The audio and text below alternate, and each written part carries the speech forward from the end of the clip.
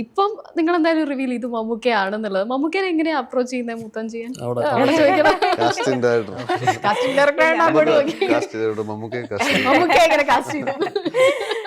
Basically Mammootty sir ഈ പ്രോജക്റ്റിന്റെ തുടക്കം മുതൽ ഇതിന്റെ എല്ലാ വിവരങ്ങളും താല്പര്യം കാണിച്ചിട്ട് ഉള്ള ഒരാളാണ്. അപ്പോൾ ഞങ്ങൾ ഷൂട്ട് ചെയ്ത് കുറച്ച് ദിവസം കഴിഞ്ഞപ്പോൾ സെറ്റിലൊക്കെ വിസിറ്റ് ചെയ്തിട്ടുണ്ടായിരുന്നു.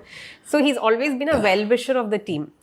അപ്പോൾ ഈ സിനിമ അങ്ങനെ ഒരു ക്യാരക്ടർ നേരത്തെ ഉണ്ട്, മൂത്തോൻ എന്നുള്ളൊരു ക്യാരക്ടർ നേരത്തെ ഉണ്ട്. ബട്ട് ഈ സിനിമയിൽ നമ്മൾ എത്ര കാണിക്കുന്നു എന്നുള്ളത് ഡിസൈഡ് ചെയ്തിട്ടുണ്ടായിരുന്നില്ല. ബിക്കോസ് അധികം നമ്മൾ ആ പോർഷനിലേക്ക് പോകുന്നില്ല. അപ്പോൾ ഇത്രയും ലെജൻഡറി ആയിട്ടുള്ള ഒരു ആക്ടറിനെ ഒരു സീനിലേക്ക് മാത്രം വിളിക്കുന്നത്, I mean we all had അത് we didn't think that far. പക്ഷേ ഇത് സിനിമ ഉണ്ടായി വരുമ്പോഴത്തേക്കും what we realise is that he is really liking what we are making. അപ്പോൾ he was very generous that he offered his support. ഇപ്പോൾ സിനിമയിൽ ഒറ്റ വാക്ക് മാത്രമേ ഉള്ളൂ മൂത്തോന്റെ കേൾക്കുന്നത്, പക്ഷെ അത് കേൾക്കുമ്പോൾ തന്നെ എല്ലാവർക്കും അറിയാം അതാണ് ആരാണെന്ന്. അപ്പോൾ അതൊരു എലവേഷൻ മൊമെന്റ് ആണ്. അപ്പോൾ it's so nice that he agreed to do that for the film.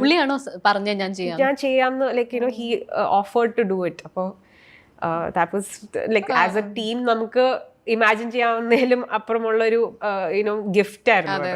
അപ്പം പിന്നെ അത് പുള്ളി ഇന്നായതിനു ശേഷം സ്ക്രിപ്റ്റ് റീഡിസൈൻ ചെയ്തിരുന്നോ? ഇല്ല, ആ ക്യാരക്ടർ ആദ്യമേ നമ്മൾ അത്ര തന്നെയുള്ളൂ, നമ്മൾ കാണുന്നത് തന്നെയുള്ളൂ. അതെ. അപ്പോൾ ഈ പോർഷന്റെ the focus is on Chandra. അപ്പൊ ഇനിയും ക്യാരക്ടേഴ്സ് ഇവോൾവ് ആയി ഇനിയും കാണാനുണ്ട്, വേറെ ക്യാരക്ടേഴ്സ് വരാനുണ്ട്. അപ്പോൾ ഇതിന്റെ ആ ടൈറ്റിൽ സീക്വൻസിൽ കാണിക്കുന്ന കുറെ എലിമെന്റ്സ് ഓൾറെഡി ആൾക്കാർ ഡീകോഡൊക്കെ ചെയ്തു. അപ്പോൾ അതെല്ലാം നമ്മൾ ഡ്രാഫ്റ്റ് ചെയ്ത് വെച്ചിരിക്കുന്ന സാധനങ്ങൾ തന്നെയാണ്. പക്ഷെ ഇങ്ങനെ ഒരു ആക്ടറും കൂടെ ഓൺ ബോർഡ് വരുമ്പോഴത്തേക്കും it's exciting for us also and for the audience also. ഏറ്റവും കൂടുതൽ എക്സൈറ്റ് ചെയ്യിച്ച ഒരു ആക്ടർ എന്നുള്ള രീതിയിലൊക്കെ ടെൻഷൻ അടിച്ച സീൻ എന്താ ഇതിൽ? ഏത് പോർഷനാണ്? ഞങ്ങൾ ക്ലൈമാക്സ് ആണ്, നിങ്ങൾ അതിൻ്റെ അകത്ത് പെട്ടതൊക്കെയാണ്, പക്ഷെ നിങ്ങൾക്ക് എന്തായിരിക്കും? ഈ ഇവളുടെ റിവീലിംഗ് കണ്ടിട്ട് ഞാൻ തലകറങ്ങി വീഴുന്ന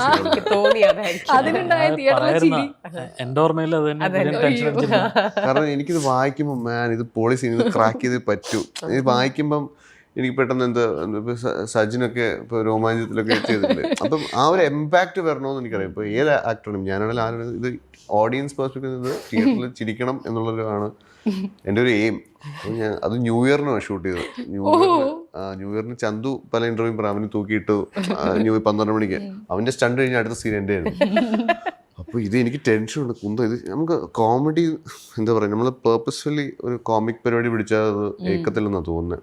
അത് അറിഞ്ഞുകൊണ്ട് ഇപ്പം ഡൊമിനിക് അരിഞ്ഞേട്ടൻ പറഞ്ഞൊരു സാധനമുണ്ട്, എടാ ഒരു സാധനമുണ്ട്, അതല്ല ഞാൻ കൊടുത്തത്. പലതവണ അത് ട്രൈ ചെയ്തു, പക്ഷെ അത് ഓർഗാനിക്കലി വന്നില്ല. അവസാനം എനിക്കറിയില്ല എന്തോ ഒരു മാജിക് സംഭവിച്ചിട്ടാ മറ്റേ സംഭവം ഞാൻ ഇപ്പൊ സിനിമ കാണുന്നത്. ഓ, അത് തിയേറ്ററിൽ ഉണ്ടാക്കിയ ചിരി, അത് നമുക്ക് ഞാനും കുറച്ച് പേടിച്ചു, പക്ഷെ അതിനൊപ്പം ചിരിക്കുകയും ചെയ്തു. അത് ഷൂട്ട് ചെയ്യുമ്പോഴും അന്ന് ലേറ്റ് ആയിട്ട് എന്തോ ആണ് ഞാൻ എത്തിയത്. എന്നിട്ട് കുര്യൻ അവിടെ വന്നിട്ട് ഓർമ്മയുണ്ടോ, കുര്യൻ ഇത് വർക്കൗട്ട് ആയെന്ന സംശയമുണ്ട്. ആ സ്പോട്ട് എഡിറ്റിന് വിളിച്ചിട്ട് നീ ഇതൊന്ന് കണ്ടുപിടിക്കാൻ ഇട്ട് കാണിച്ചിട്ട് നോക്കിക്കൊണ്ട് നിൽക്കാണ്. അപ്പൊ അതുകൊണ്ട് ഞാൻ ചിരിച്ചു, അപ്പൊ തന്നെ ചിരിച്ചു. ഞാൻ ഓക്കെ സെറ്റാണ് ഡബിങ്ങിന്റെ സമയത്തും കുര്യൻ ഇത് തന്നെ ഇത് ഇവനോട് പല കാര്യങ്ങളും ചോദിക്കുന്ന ഒരു സെക്കൻഡ് ഒപ്പീനിയൻ വെക്കാം. ബാക്കിയെല്ലാവരും സെറ്റിലിങ്ങനെ ഇവൻ ഇടയ്ക്ക് വരും, കാസ്റ്റിംഗ് ഇവൻ മിക്കപ്പോഴും സെറ്റ് വരും, എന്നാലും ബാക്കിയെല്ലാവരും മറ്റേ വേറെ കാര്യങ്ങളൊക്കെ ബിസി ആയിരിക്കും. പക്ഷെ ഇവനോട് ഒരു അഭിപ്രായം ചോദിക്കും, ഒരു സെക്കൻഡ് ഒപ്പീനിയൻ പോലെ. ഡോക്ടർമാരൊക്കെ പ്രിസ്ക്രൈബ് വേറൊരു ഡോക്ടറും കൂടെ കാണാലോ. സാന്റി മാസ്റ്റർ എടുത്തു പറയണം, കാരണം ലിയോ കണ്ടിട്ടാണോ പുള്ളി ആലോചിക്കുന്നത്, അല്ലെങ്കിൽ ലിയോയിലെ ഫേസ് ആണോ മനസ്സിൽ വന്നത്, അതോ അതല്ല? അത് ഈ പറഞ്ഞ പോലെ വേറൊരു ആക്ടറായിരുന്നു പ്ലാൻ ചെയ്തിരുന്നു, അതിൽ നിന്ന് മാറി.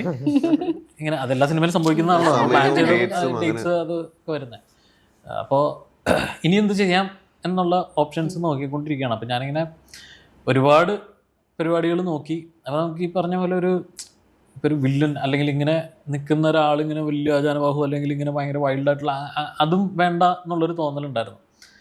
അപ്പോൾ അത് മൈൻഡിലുണ്ട്. പിന്നെ നമ്മൾ മറ്റു കാര്യങ്ങളൊക്കെ ഇത് എന്ത് ചെയ്യാമെന്ന് പറഞ്ഞാൽ സാന്റി മാസ്റ്ററിൻ്റെ ഒരു റീല് ഞാൻ ഇങ്ങനെ യൂട്യൂബിൽ പെട്ടെന്ന് കയറി വന്നത്. അത്യാവശ്യം ഫൈറ്റും ഫ്ലെക്സിബിൾ ആയിട്ടുള്ള ഒരാൾ വേണം.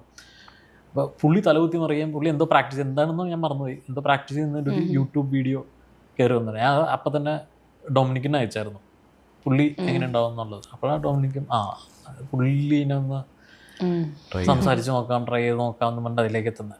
അങ്ങേര് ഫ്രഷ് കൺവേർട്ട് ആണെന്ന് പറയുമ്പോൾ നമുക്കുണ്ടാകുന്ന ഒരു പേടിയുണ്ട്. പിന്നെ ആ ഒരു പല്ല് പോയിട്ട് പല്ല് വരുന്ന സീനൊക്കെ അതിലൊക്കെ ശരിക്കൊരു ഗൂസ് ബംസ് വരിക എന്നൊക്കെ പറയുന്നത് അവിടെയാണ്. ഇനി എന്താണ് ഇത് സംഭവിക്കാൻ പോകുന്നത് എന്നുള്ള ഈ പല്ല് എന്നുള്ളതിനെ എങ്ങനെയാ, അത് നമ്മുടെ പഴയ ഒരു പരിപാടിയാണ്, പക്ഷെ ഇവിടെ വേറെ രീതിയിലാണ് യൂസ് ചെയ്യുന്നത്. അതേപോലെ ഈ കൺവേർട്ട് ചെയ്യുന്നതിനൊക്കെ കഥകൾ നിങ്ങൾ ഒരു സയന്റിഫിക് സൈഡ് ഉണ്ടാക്കി വെച്ചിട്ടുണ്ട്, അതും കൂടെ പ്രേക്ഷകന് പറഞ്ഞു തരികയാണ്.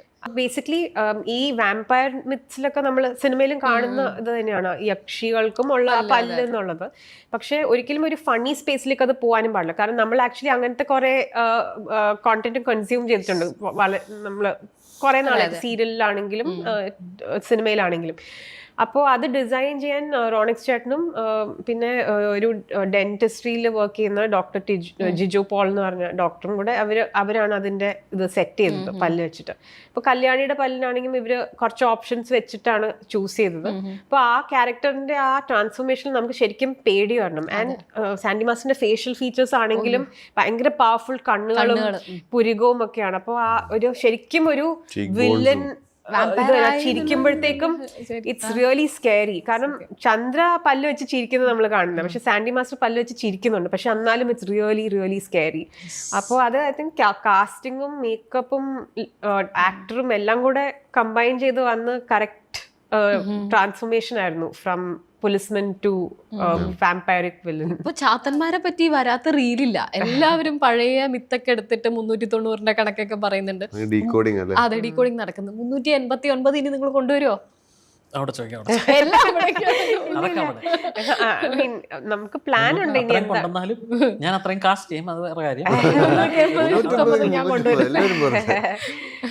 പ്ലാൻ ഉണ്ട്. ഞങ്ങൾ ആക്ച്വലി ഡിസ്കസ്, ഐ മീൻ കഥയ്ക്ക് ഒരു പ്രോഗ്രഷൻ നമുക്ക് ഓൾറെഡി അറിയാലോ എങ്ങനെയാണ് ഈ അടുത്ത പാർട്സ് വരാൻ പോകുന്നത്.